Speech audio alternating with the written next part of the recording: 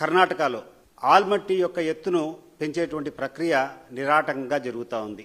అక్కడున్నటువంటి ముఖ్యమంత్రి, కర్ణాటక ముఖ్యమంత్రి 500-1900 మీటర్ల ఎత్తులో ఉండాల్సినటువంటి ఆల్మట్టిని మరొక 5.1 మీటర్లు అంటే 524.26 ఆ లెవెల్కు నిర్మాణం జరుగుతూ ఉంది.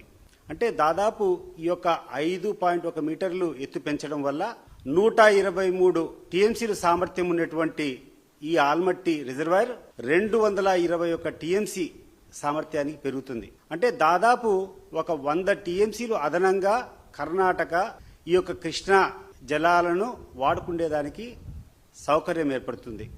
మరి ఇంత పెద్ద ఎత్తున ప్రత్యేకించి రాయలసీమ ప్రాంతానికి, ఆ తర్వాత దాని దిగువ ఉన్నటువంటి నాగార్జున సాగర్లో ఉన్నటువంటి రైతులకు ఇబ్బంది జరుగుతూ ఉంటే ఈ యొక్క ప్రభుత్వం ఏం చేస్తుందనేటువంటి ప్రశ్న ప్రతి ఒక్క రైతులో కూడా విదులుతూ ఉంది. ఈ సంవత్సరం అధిక వర్షం వచ్చి ఈరోజు ప్రాబ్లం లేదు, కానీ వర్షాపాతం తక్కువైనటువంటి పరిస్థితుల్లో రాయలసీమలో తాగేదానికి నీళ్లుండవు.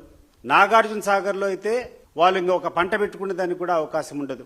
ఇంత పెద్ద ఎత్తున ఇంత పెద్ద సమస్య ఉంటే అసెంబ్లీలో ఒక్కరోజైనా, ఒక గంటైనా దీని మీద చర్చ జరిపారా అని చెప్పి మనం అందరం కూడా ఆలోచన చేసుకోవాలి. వీళ్ళకి ఇటువంటివన్నీ కాబట్టవు. రైతులు ఎక్కడ పోయినా వాళ్ళకి ఇబ్బంది లేదు. రైతులకు ఏమి నష్టం జరిగినా కూడా వాళ్ళకి ఏం అవసరం లేదు. మీ స్వలాభాల కోసము, మీ స్వార్థం కోసము మీ యొక్క పర్యటనలు దుర్వినియోగం చేస్తున్నారు తప్పితే, మరి ఆల్మట్టి విషయం ఈరోజు జరుగుతూ ఉంటే మీరు జలవనరుల శాఖ మంత్రిని కలిశారా? దీన్ని ఆపమని చెప్పి మీరు ఎక్కడైనా ఒక ప్రతిపాదన తీసుకొని వచ్చారా?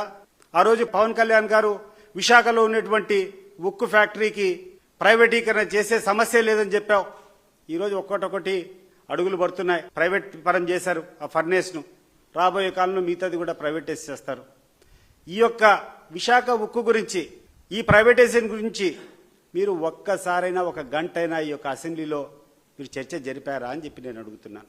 ఇవన్నీ వదిలిపెడితే మీ వ్యక్తిగత దూషణలకు, అసెంబ్లీని సైతం మీ స్వార్థం కోసం, మీ ప్రత్యర్థుల మీద దాడి చేసేదానికి, ప్రత్యేకంగా జగన్మోహన్ రెడ్డి మీద దాడి చేసేదానికి ఉపయోగిస్తున్నారు.